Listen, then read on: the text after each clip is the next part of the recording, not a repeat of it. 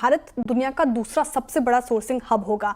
ये कहना है बाटा साउथ एशिया के सीईओ संदीप कटारिया जी का। साथ ही उन्होंने ये भी कहा कि भारत में डिजाइन डेवलपमेंट पर कंपनी लगातार निवेश बढ़ा रही है। संदीप कटारिया से खास बातचीत की हमारे economic policy editor Lakshman Roy ने। क्या कहा उन्होंने, आप भी सुनिए।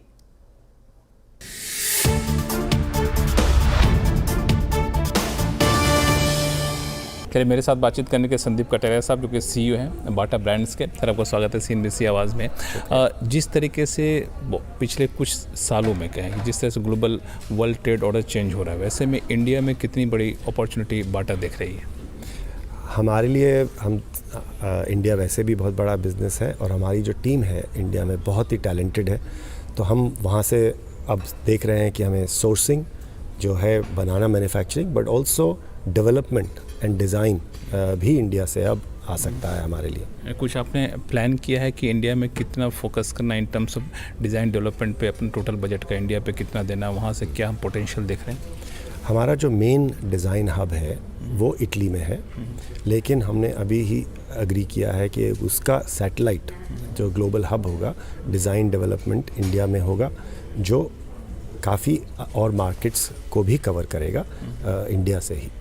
कई सारे कंट्री के साथ इंडिया फ्री ट्रेड एग्रीमेंट कर रही है, अलग नामों से। यूके के साथ किया है, यूरोप के साथ हुआ, एफ्टा हो रहा है। तो ये कितनी बड़ी अपॉर्चुनिटी बाटा के लिए रहती है? हमारी जहाँ मार्केट्स हैं जहाँ पे ये एग्रीमेंट हुआ है वहाँ के लिए ऑफ कोर्स बहुत अपॉर्चुनिटी है, जैसे कि मिडल ईस्ट है या दुबई वगैरह के लिए इंडिया से इंपोर्ट करना बहुत सहूलियत हो गया है। हम ज़्यादा रिप्रेजेंटेटेड नहीं हैं यूके में या यूएस में, हमारे स्टोर्स नहीं हैं, तो वहाँ के लिए ऑब्वियसली रेलेवेंट नहीं है।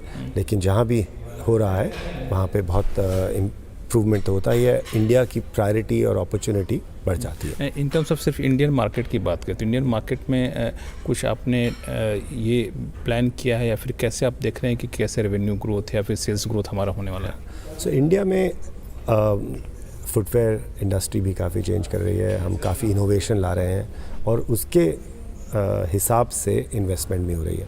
जैसे कि एक हमारा अभी बहुत पॉपुलर रेंज ऑफ शूज़ है फ्लोट्स करके, उसके लिए जो टेक्नोलॉजी थी, उसके लिए जो काफ़ी हाई इन्वेस्टमेंट टेक्नोलॉजी थी, वो हमने अपने फैक्ट्री में लगाई बाटा नगर में कलकत्ता के पास। तो वो अब बहुत ही सक्सेसफुल हो गया है, हम काफ़ी बेच रहे हैं। दूसरा है इजी स्लाइड करके शूज़ हैं एथलेजर में, उसके लिए हम अभी लगाई टेक्नोलॉजी इंडिया में बना रहे हैं, जो पहले नहीं थी हमारे पास, वो अब इंडिया में प्रोड्यूस हो रही है और अब वो भी आगे बढ़ रहा है।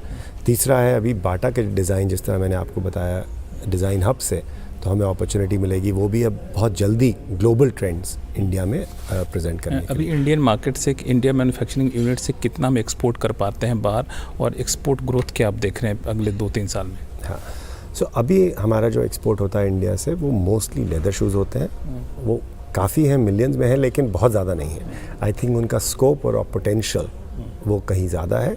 अगर हम अच्छे रॉ मटेरियल लेदर के अलावा पॉलीयूथेन वगैरह में भी, PU अपर्स में भी ले आएँ तो और भी अपॉर्चुनिटी हो जाएगी। टारगेट, एक्सपोर्ट टारगेट कितना बढ़ाना?